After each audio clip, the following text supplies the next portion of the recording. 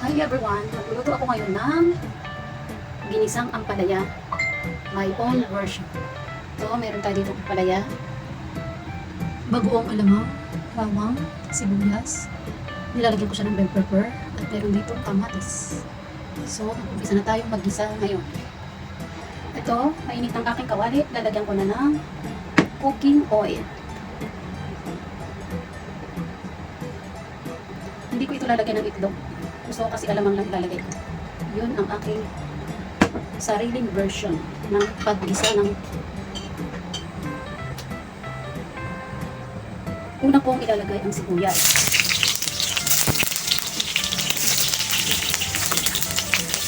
Ibang agad, nagisa ko muna. Ayan, nagisa ko na. Isusunod ko naman ngayon ang bawang. Mas gusto kong ilalagay ng sibuyas kasi mas madali na ko yung bawang, diba? Kaya sinunod muna.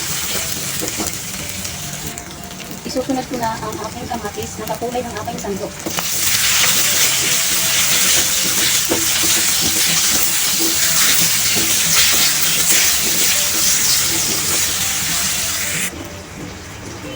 At ngayon maglalagay na ako ng paborito kong brand na alamang. Barrio Fiesta. Yummy, yummy. Ilagay ko na ito yung alamang. Ngayon isusunod ko na ang ampalaya. Itong ampalaya, nalamas ko na to sa asin para hindi gaano makain. Pero hindi ko masyadong siniga para magkakansya pa rin. At lulutuin ko siya ng kapso. At maganda kasi ito kapso.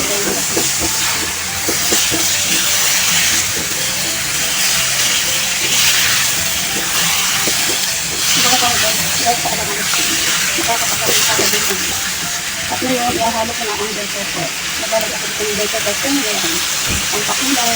Aray ko. Yan, hindi ko rin. Haluin ko natin. At dito yung hanggang sa maluto. Kapot lang gagawin ko dito. Okay. Yan. Hindi ako maglalagay ng ano dyan. Ganyan lang. Ilituin ko lang ito sa mga 5 minutes lang. Kapot lang ito dito. Hindi ko na silalagyan ng ito. Kasi alamang ang nilagay ito. Kasi ito kayo alamang lang. Mamaya pakipag ready to eat na. Ito na siya guys. Ready to eat. Ito na guys yung finished product na aking niluto. Ang ampalayang ginisa. My own version. Hindi ko nilagyan ng egg. Kasi mas gusto ko alamang lamang. Thank you for watching guys. Please subscribe my YouTube channel. Thank you so much. God bless us all.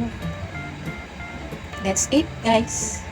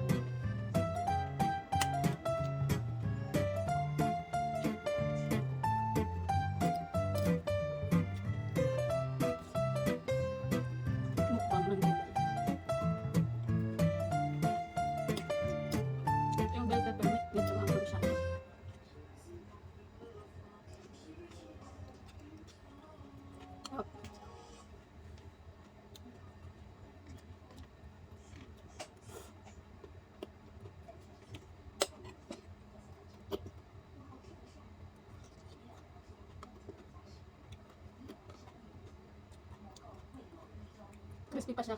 Ano siya yung half cook.